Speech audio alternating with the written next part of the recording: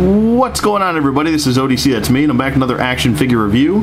This is my review of the Marvel Legends Infinite Series Spider-Man Rhino Build-A-Figure wave. This is White Tiger, and she is, I guess maybe not my most wanted figure. I might have wanted an updated Moon Knight over her. Moon Knight, I feel like he deserves a figure, but it's okay. I don't mind it too much. I know she is featured in the Spider-Man Ultimate Spider-Man cartoon and Spider-Man Web Warriors. She's also a part of, so pretty. It's not the worst thing in the world. She's actually a single release. She's not a running change. I believe the running change was Ghost Rider and Misty Knight. Those were the two, unless I am losing my mind here. Yeah, it was Ghost Rider and Misty Knight. So, but she comes in this nice window box display. Looks pretty cool. She comes with the torso of Rhino, and she doesn't really come with any accessory except for, I guess, if you want to count that necklace as an accessory, but that's pretty much it. Just a nice picture of White Tiger on this side, and then a nice picture of her on that side. And then we move on to the back, and you have the figure on the back. And it says, endowed with martial arts powers by the Jade Tiger amulets, Angela Del Toro is White Tiger. So, pretty cool. Pretty cool. The other figures in the wave are Scarlet Spider, we have Superior Venom, we have Misty Knight, White Tiger we're doing right now, Kraven the Hunter, Ghost Rider, and Chameleon, and there is the Rhino Build-A-Figure. So, okay, let's not waste any more time. We'll get her opened up, and we'll be right back. Okay, and we're back with White Tiger out of packaging, and I don't know, kind of mixed feelings about this figure. I don't want to say she's probably a filler figure in this wave, but I feel like that's what it came down to.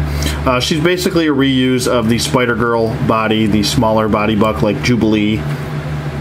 I have an issue with this body buck because I feel like Hasbro really needs to, while this body buck is a nicely shaped buck and it's good for you know, a teen body, it really is hindered. Her hips are super hindered. You can't really get her into like super good crouching poses because this thigh joint right here just wants to like rub right up on that.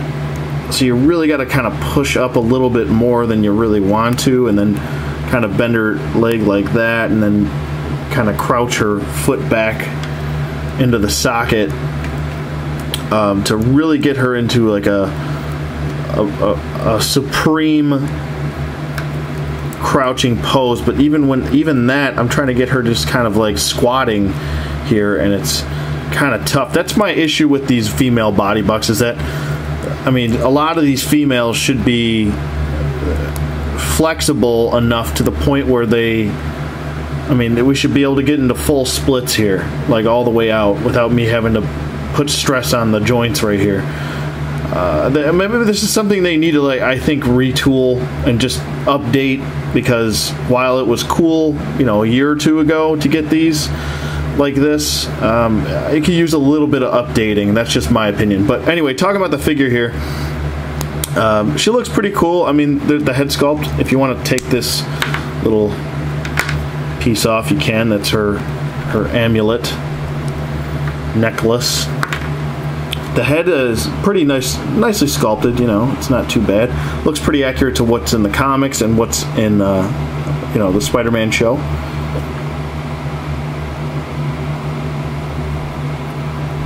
Actually just watched the, what was it? I think it was Web Warriors, where they had the Inhumans on. I don't know if that's an older episode, but it was pretty cool to see the Inhumans on an animated form for a change. Thought it was pretty fun. But looks pretty cool. And you know, the other thing is that these elbows are, whoa, like, be very careful, guys, with your elbows. I really had to heat these elbows up with just some hot water. I mean, her arms were like dead straight, just like this, and they did not want to bend. And this peg right here is really, I mean, you're really putting a lot of stress. So I just would suggest you push the socket in like so, and then bend, and then even then you're still putting a lot of stress on that weak elbow. They need to fix that. We need to have better elbows than this. This is it's not safe. Over time, I feel like they're just going to snap right off. So, but the line work looks pretty good as far as paint goes. The problem is that there's a little bit of breakage right here in the sculpt, so you kind of have to have her arm up like this all the time to keep the paint lined up. So that's not probably the best way to do this, since you'd have to have her arms up like this the whole time. So I don't know, that looks kind of goofy. She looks like a scarecrow. But not the scarecrow, but a scarecrow. But I don't know. I guess this is an okay figure. I mean, you could totally pass on this if you wanted to. The other thing is this big gapping in the legs. I just don't. Ugh, it looks ugly. I'm not a fan of that. And then you have to kind of move her thighs out if you want to get it cinched in, like so. It kind of reminds me of like a Mafex figure, almost. Like you could pop. I feel like you could pop this leg out very easily. Look at that. Yeah, her leg wants to come right out. So as far as articulation goes, her head does move side to side, can do a full 360 rotation. The hair is a nice pliable plastic. I wouldn't recommend just twisting it because it is not articulated. Her head does move side to side. We got no job turkeys. Boo. Her head does look up really well though. Good range of motion there even with the hair, and does look down. Her arms go up about that far, and they do go down. Full 360 rotation at the arm. Just have an elbow swivel and an elbow hinge, which I showed you earlier. Wrist swivel, wrist hinge, and I believe this one has a wrist hinge going the same way. Okay, good. That's good.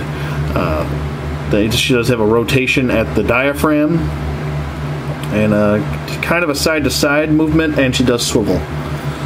She does do the splits about that far, which I guess isn't the worst thing in the world, but it could be better.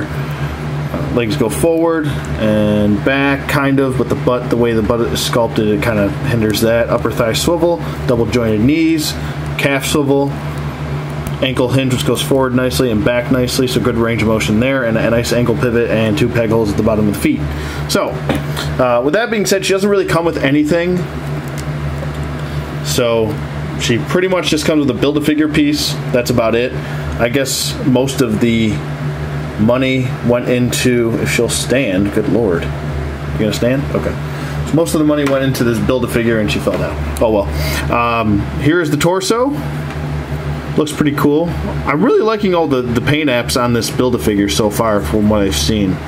So far, checklist, we'll do, we got the torso here. Let's move her out of the way. Torso, arm, where's the double head, 2-headed Rhino, and we have the left leg. So there's our little checklist. Cool beans. Cool beans. Getting closer to building the Rhino. But I don't know. This is probably a passable figure. If you can get the Build-A-Figure piece, the chest piece separately, or just go after Misty Knight if you want to. I don't know. I haven't reviewed her yet, so maybe she's just as kind of blah as this figure is. I know there's probably people that wanted, you know, a white tiger, but I don't know. It's just kind of a filler figure for me. Could have done 6 figures in this wave, but I'm not going to complain about an extra character. I don't mind it. There actually is some paint shading going on her necklace here, which is actually a nice touch. It's like a yellow and a green. So just wanted to point that out. The rest of the line work is just pretty much just a base white plastic with gray paint and obviously green eyes and then green on the necklace. So that's pretty much it for White Tiger.